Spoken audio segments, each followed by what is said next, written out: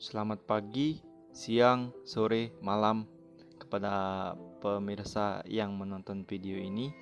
Diharapkan kalian bisa mendapatkan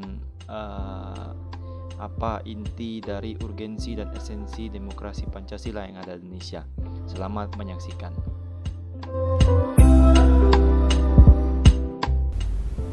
Berdasarkan ideologinya, sistem demokrasi yang ada di Indonesia adalah demokrasi yang berdasar pada Pancasila.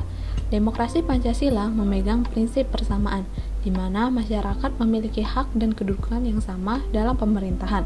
Kekuasaan rakyat inilah yang menjadi sumber legitimasi dan legalitas kekuasaan negara. Oleh karena itu, kita perlu memahami dengan baik peran kita sebagai warga negara yang berhak dan berkedudukan yang sama di pemerintahan, sehingga dapat turut ikut campur dalam pemerintahan.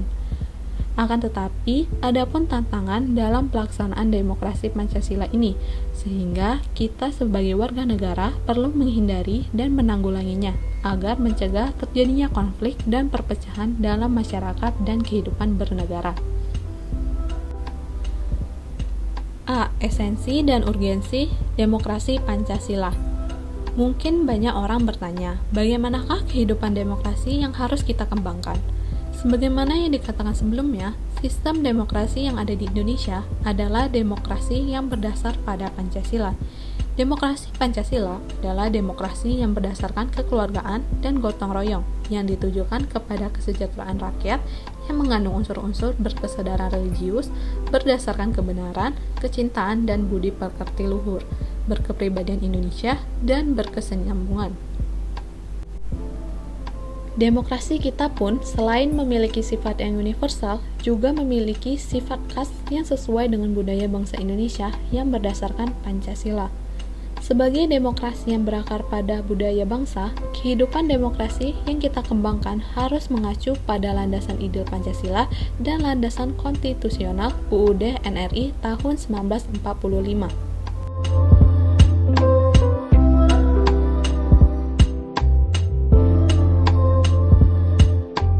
Berikut ini 10 pilar demokrasi Pancasila yang dipesankan oleh para pembentuk negara Republik Indonesia sebagaimana diletakkan di dalam Undang-Undang Dasar Negara Republik Indonesia tahun 1945 sebagai berikut.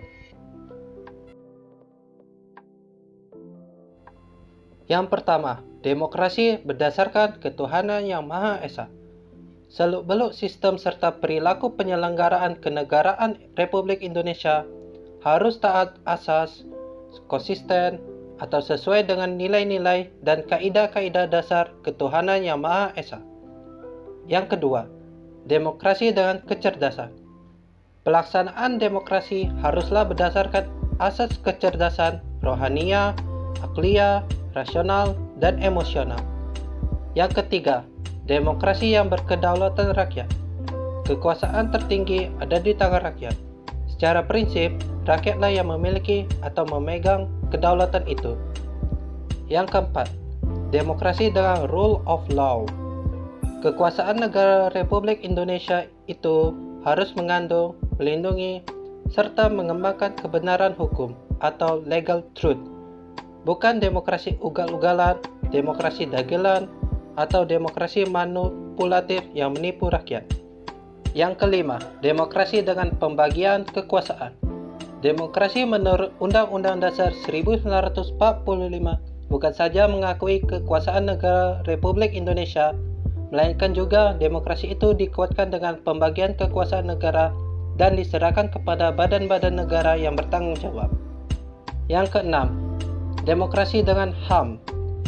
Demokrasi menurut Undang-Undang Dasar 1945 mengakui hak asasi manusia yang tujuannya untuk meningkatkan martabat dan derajat manusia seutuhnya, dan mengakui segala hal yang terkait hak manusia itu sendiri. Yang ketujuh, demokrasi dengan pengadilan yang merdeka. Demokrasi menurut Undang-Undang Dasar 1945 menghendaki diberlakukannya sistem pengadilan yang merdeka atau independen, yang memberi peluang seluas-luasnya kepada semua pihak yang berkepentingan untuk mencari dan menemukan hukum yang seadil-adilnya. Hukum yang adil bukan hukum yang lancip ke bawah, namun tumpul ke atas. Yang ke-8, demokrasi dengan kemakmuran. Demokrasi menurut Undang-Undang Dasar 1945 itu ternyata ditunjukkan untuk membangun negara kemakmuran dan untuk sebesar-besarnya rakyat Indonesia. Yang ke-9, demokrasi dengan keadilan. Demokrasi menurut Undang-Undang Dasar 1945 menggariskan keadilan sosial di antara berbagai kelompok, golongan, dan lapisan masyarakat. Yang ke-10, demokrasi dengan otonomi daerah. Undang-Undang Dasar 1945 secara jelas memerintahkan dibentuknya daerah-daerah otonom besar dan kecil yang mampu mengatur dan menyelenggarakan urusan-urusan pemerintahan sebagai urusan rumah tangganya sendiri yang diserahkan oleh pemerintah pusat kepadanya. Mengapa kehidupan yang demokratis itu penting?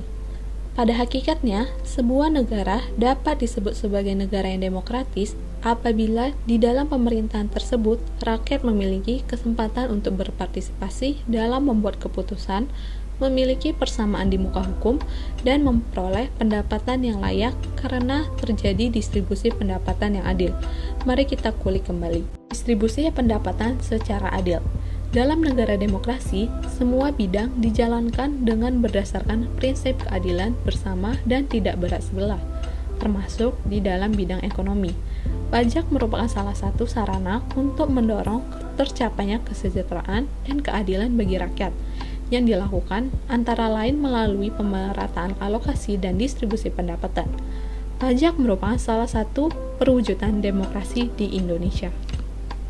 Tantangan pelaksanaan demokrasi Pancasila di Indonesia.